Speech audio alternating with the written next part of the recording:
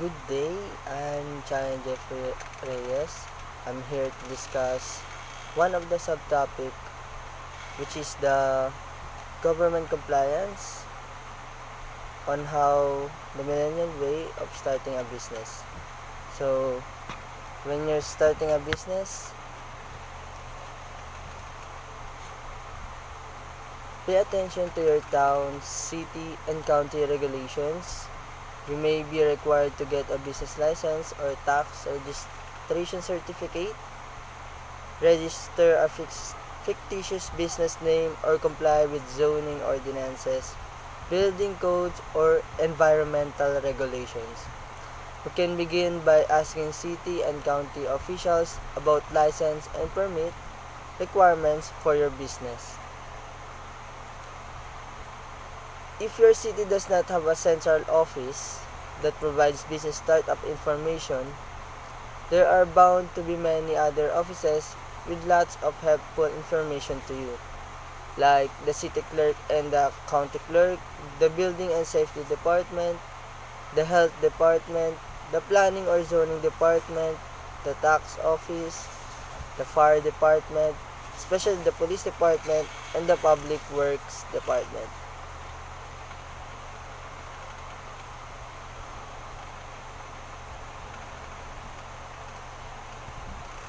In most locations, every business needs a basic business license, sometimes called a tax registration certificate. You usually get the business license from your city or county. However, you may need other permits and licenses as well. No single business license ensures compliance with the numerous licenses, permits, and regulatory requirements that apply to small businesses.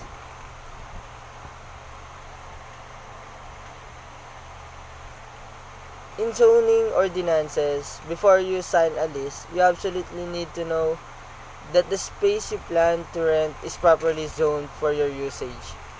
If it's not, you'd better make the lease contingent on your getting the property rezoned or on your getting a variance or conditional use permit from the planning department.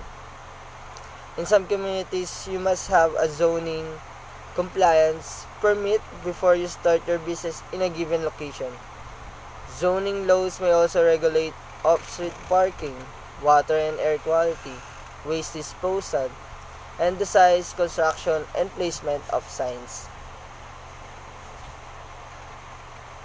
If you are looking at property in a historic district, you may even need approval to change the color of paint or to modify the building's exterior. Keep in mind that you may trigger a zoning compliance investigation when you apply for a construction permit for remodeling or when you file tax information with the municipality.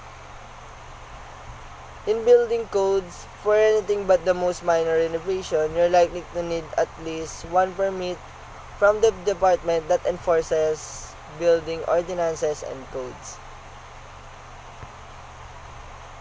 You may need separate permits for electrical, plumbing, heating, and ventilating work. I will discuss also what is grandfathering. Building codes are amended frequently and each revision seems to put more requirements on the building owner. Municipalities from having to bring their premises up to code at each revision. This is sometimes called grandfathering, which is slang for not applying new rules retroactively. You may look at space in an older building and figure that you'll have no problems doing business there because the current or most recent tenant didn't. But if the prior occupant was grandfathered in, the new owner may require to make extensive improvements.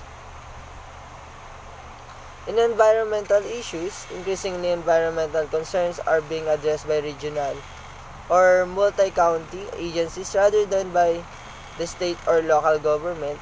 This is particularly true in the following areas: air pollution, wastewater disposal or discharge, hazardous materials storage or disposal. Your business may need a permit or license from the regional authority that governs water quality allocation or treatment.